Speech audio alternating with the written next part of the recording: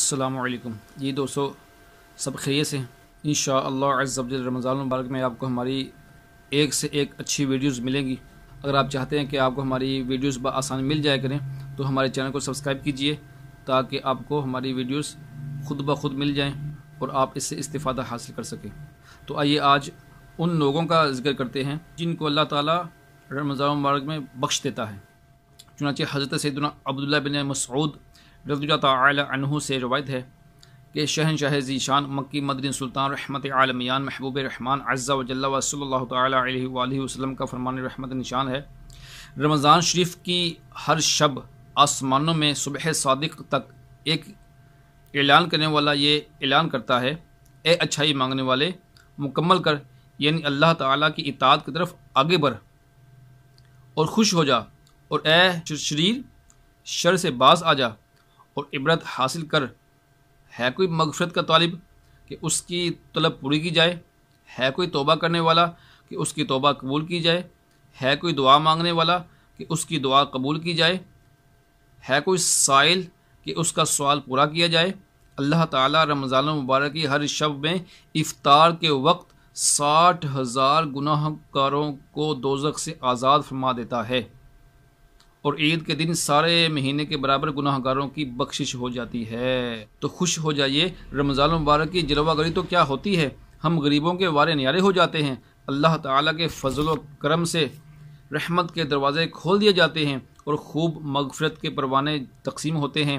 کاش ہم گناہ گاروں کو بطفیل ماہ رمضان سرور کون و مکان مکی مدنی سلطان صلی اللہ تعالی علیہ وآلہ وسلم کی رحمت برے ہاتھوں سے جہنم کی رہائی کا پروانہ مل جائے۔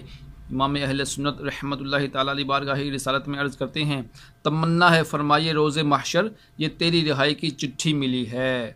اللہ تعالیٰ کی عنایتوں، رحمتوں اور بخششوں کا تذکرہ کرتے ہوئے ایک موقع پر سرکار نامدار، مدینہ کے تاجدار، رسولوں کے سالار، نبیوں کے سردار، باعث پروردگار، دو عالم کے مالک و مختار، شہنشاہ ابرار صلی اللہ تعالی علیہ وآلہ وسلم نے ارشاد فرمایا، جب رمضان کی پہلی رات ہوتی ہے تو اللہ تعالیٰ اپنی مخلوق کی طرف نظر فرماتا ہے، اور جب اللہ تعالیٰ کسی بندے کی طرف نظر فرمائے تو اسے کبھی عذاب نہ دے گا، اور ہر روز 10 لاکھ گناہ گاروں کو جہنم سے آزاد فرماتا ہے، اور جب 29ویں رات ہوتی ہے تو مہینے بھر میں جتنے آزاد کیے ان کے مجموعے کے برابر اس ایک رات میں آزاد فرماتا ہے۔ پھر جب عید الفطر کی رات آتی ہے تو ملائکہ خوشی کرتے ہیں اور اللہ تعالیٰ اپنے نور کی خاص تجلی فرماتا ہے اور فرشتوں سے فرماتا ہے، اے گروہ ملائکہ، اس مزدور کا کیا بدلہ ہے جس نے کام پورا کر لیا؟ فرشتے عرض کرتے ہیں، اس کو پورا اجر دیا جائے۔ اللہ تعالیٰ فرماتا ہے، میں تمہیں گواہ کرتا ہوں کہ میں نے ان سب کو بخش دیا۔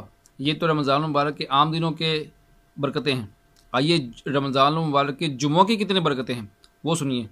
چنانچہ حضرت سیدنا عبداللہ بن عباس رضی اللہ تعالی عنہما سے روایت ہے کہ محبوب رب العالمین سید الانبیاء والمرسلین شفیع المذنبین جناب رحمت للعالمین عز و جل و صلی اللہ تعالی علیہ وآلہ وسلم کا فرمان دل نشین ہے، اللہ تعالی ماہ رمضان میں روزانہ افطار کے وقت 10 لاکھ ایسے گناہ گاروں کو جہنم سے آزاد فرماتا ہے جن پر گناہوں کی وجہ سے جہنم واجب ہو چکا تھا۔ نیز شب جمعہ اور روز جمعہ یعنی جمعرات کو غروب آفتاب سے لے کر جمعہ کو غروب آفتاب تک ہر گھڑی میں ایسے 10 لاکھ گناہ گاروں کو جہنم سے آزاد کیا جاتا ہے جو عذاب کے حقدار قرار دیے جا چکے ہیں۔